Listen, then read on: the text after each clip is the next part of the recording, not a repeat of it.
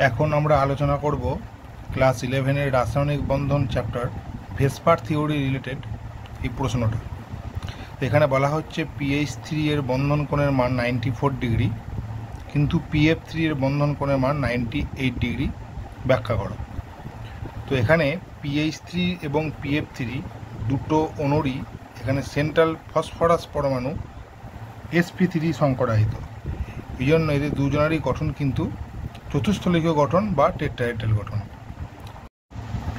এই প্রশ্ন বুঝতে গেলে আগে আমাদের ভেসপারের তৃতীয় সূত্রটা জানতে হবে।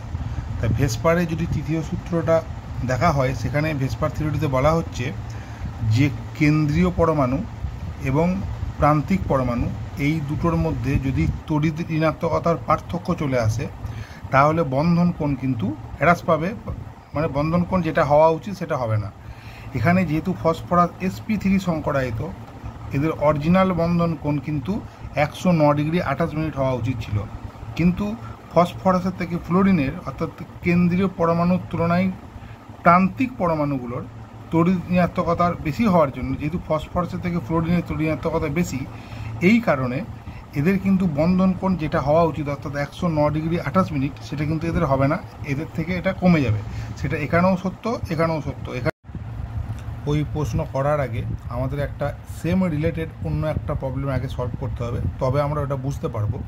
তা এখানেও দেখো NH3 এবং NF3 এই দুটোরও কিন্তু স্ট্রাকচার সেম, এবং এদের বন্ধন কোণ কিন্তু 109 ডিগ্রি 28 মিনিট হওয়া উচিত ছিল, কিন্তু ভেসপারের তৃতীয় সূত্র অনুসারে যেহেতু কেন্দ্রীয় পরমাণুর তুলনায় প্রান্তিক পরমাণুর যদি তড়িৎ ঋণাত্মকতা বেড়ে যায়, তাহলে কিন্তু বন্ধন কোণের মান কিন্তু কমে যায়। যেহেতু নাইট্রোজেনের থেকে ফ্লোরিনের ঋণাত্মকতা বেশি, সুতরাং ফ্লোরিন কী করবে, এই বন্ধনের ইলেকট্রনকে নিজের দিকে টানতে শুরু করবে।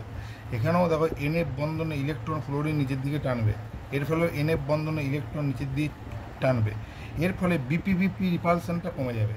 মানে এরকমভাবে আমরা বুঝতে পারি হয়তো যে একটা বন্ধন মানে দুটো ইলেকট্রন, যে দুটো ইলেকট্রনকে যদি ফ্লোরিন নিজের দিয়ে টেনে নেয়, মানে একটা বন্ধনে দুটো ইলেকট্রন, একটা ফ্লোরিন ইলেকট্রন একটা নাইট্রোজেন ইলেকট্রন দিয়ে এই বন্ধনটা তৈরি হয়েছে। তাই এই বন্ধনের দুটো ইলেকট্রন ফ্লোরিন যদি নিজের দিকে টেনে নেয়, এই বন্ধনেরও দুটো ইলেকট্রন সেটা যদি ফ্লোরিন নিজের দিকে টেনে নেয়, তাহলে পুরো লোডটা নিচের দিকে চলে আসবে এবং ভার হওয়ার জন্য এই জিনিসটা কিন্তু সামান্য একটু কমে যাবে, ঠিক আছে। কিন্তু NH3 অণুতে হাইড্রোজেনের তুলনায় নাইট্রোজেনের তড়িৎ ঋণাত্মকতা বেশি হওয়ার জন্য নাইট্রোজেন নিজের দিকে বন্ধন ইলেকট্রনটাকে নিজের দিকে টেনে নেবে। আমি দেখানো ধরলাম এই বন্ধন মানে দুটো ইলেকট্রন, সেই দুটো ইলেকট্রনকে নাইট্রোজেন তার নিজের দিকে টেনে রাখবে, এখানেও নাইট্রোজেন নিজের দিকে টেনে রাখবে, এখানেও নাইট্রোজেন নিজের দিকে টানবে। তারপরে সমস্ত ইলেকট্রন যদি এইখানে গিয়ে জমা হয়, এই জায়গায় গিয়ে ধরো এইখানে এই জায়গাটায় গিয়ে জমা হচ্ছে, তাহলে ইলেকট্রনের সাথে ইলেকট্রনের বিকর্ষণ বলের জন্য এই বন্ধন কোণটা বেড়ে যাবে। তার জন্য দেখো NH3 বন্ধন কোণ 102 ডিগ্রি এবং NH3 বন্ধন কোণ 107 ডিগ্রি। অর্থাৎ ভেসপারের যে 3 নম্বর সূত্র, সেখানে ভেসপার থিওরিতে বলা হচ্ছে যে প্রান্তিক পরমাণুর তড়িৎ ঋণাত্মকতা যত বাড়বে, বন্ধন কোণের মান তত কমে যাবে। কেন্দ্রীয় পরমাণুর তড়িৎ ঋণাত্মকতা যত বাড়বে, বন্ধন কোণের মান তত বাড়বে। দেখো এখানে প্রান্তিক হচ্ছে হাইড্রোজেন, কেন্দ্রীয় হচ্ছে নাইট্রোজেন। তাহলে যেহেতু নাইট্রোজেন বেশি তড়িৎ ঋণাত্মক, ফলে এই অণুটার বন্ধন কোণের মান বেশি। যেহেতু এখানে প্রান্তিকটা হচ্ছে F, কেন্দ্রীয়টা হচ্ছে নাইট্রোজেন, যেহেতু প্রান্তিক পরমাণুর তড়িৎ ঋণাত্মকতা বেশি, ফলে এর ক্ষেত্রে কিন্তু বন্ধন কোণের মান কমে যাবে। যদিও এরা দুজনায় sp3 সংকরায়িত, এদের অরিজিনাল বন্ধন কোণ কিন্তু 109 ডিগ্রি 28 মিনিট হওয়া উচিত, কিন্তু দুজনারই এটা হবে না, কারণ দুজনারই তড়িৎ ঋণাত্মকতার পার্থক্য আছে কেন্দ্রীয় পরমাণুর সাথে প্রান্তিক পরমাণু। কিন্তু সেই সেম জিনিস যদি NH3 বন্ধন কোণ NF3 থেকে বেশি হয়, তাহলে একই রকম করে PH3 বন্ধন কোণও কিন্তু PF3 থেকে বেশি হওয়া উচিত ছিল।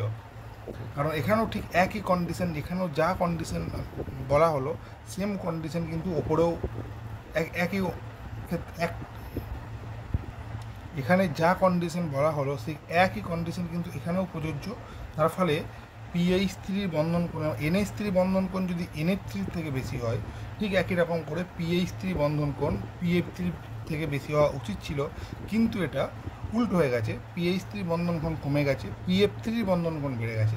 তার মানে এটা একটা ব্যতিক্রমী একটা প্রশ্ন, এবং তার জন্য এরপরে আমরা এর উত্তরটা বুঝব।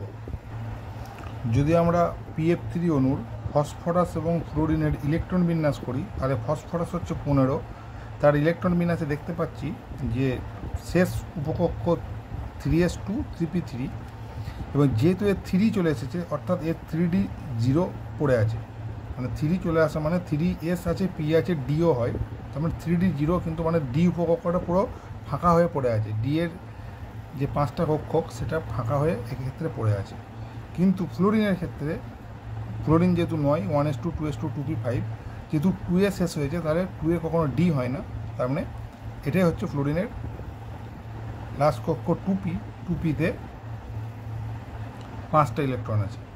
এই হলো এদের ইলেকট্রন বিন্যাস।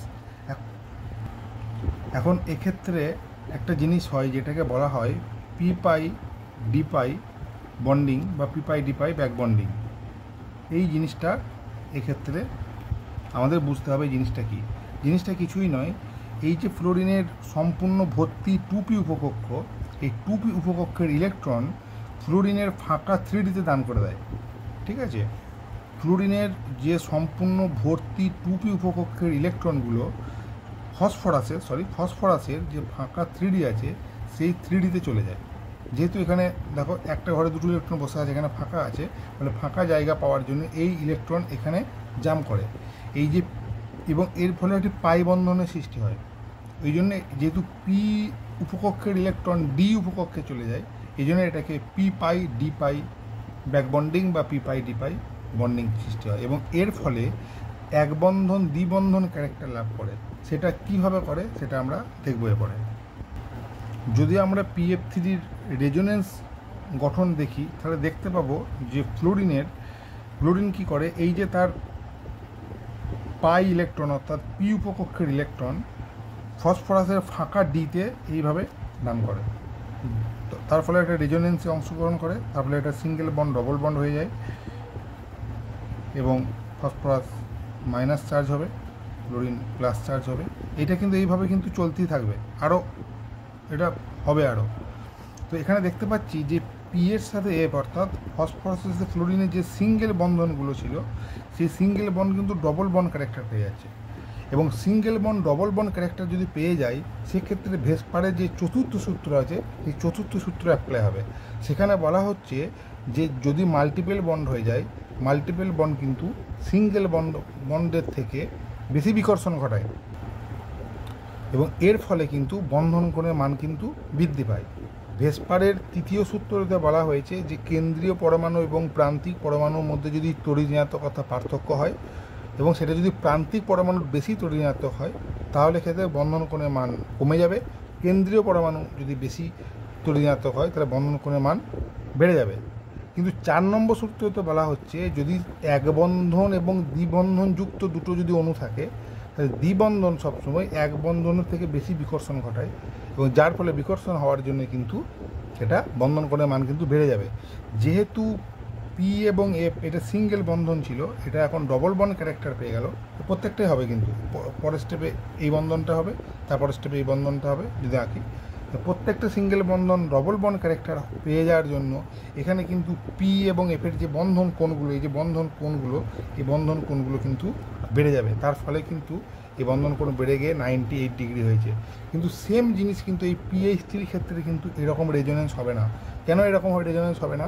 কারণ এখানে একটা জিনিস বুঝতে হবে যে হাইড্রোজেনের ক্ষেত্রে কিন্তু এরকমভাবে কিন্তু লোন পেয়ার ইলেকট্রন যেরকম ফ্লোরিনে পড়ে রয়েছে যেটা রেজোনেন্স অংশগ্রহণ করলো, সেরকম ক্ষেত্রে কিন্তু হাইড্রোজেনের কোনো ইলেকট্রন নেই যে ইলেকট্রন দান করে সে এখানে ব্যাক বন্ডিং করবে, দিয়ে এটা single bond double bond character হবে, যার ফলে এটা সিঙ্গেল বন্ডই থাকবে, যার ফলে এটার বন্ধন কোণ 94 ডিগ্রি, এবং বন্ধন pF3 বন্ধন কোণ এই p-pi d-pi ব্যাক বন্ডিংয়ের জন্য মেন কারণ হচ্ছে p-pi d-pi ব্যাক বন্ডিংয়ের জন্য বন্ধন কোণের মান কিন্তু বেড়ে যাবে। আমরা যদি ওয়ান লাইনে মনে রাখতে চাই তাহলে এটা মনে রাখতে পারবো যে যদি ব্যাক বন্ডিং হয়ে থাকে তাহলে বন্ধন কোণের মান কিন্তু বাড়ে। তার মানে অ্যাকচুয়ালি ব্যাপারটা হলো যে NH3 বন্ধন কোণের মান NF3 থেকে বেশি হলেও pH3 বন্ধন কোণের মান pF3 থেকে কম। এটা হচ্ছে এর অরিজিনাল অ্যান্সার। Thank you.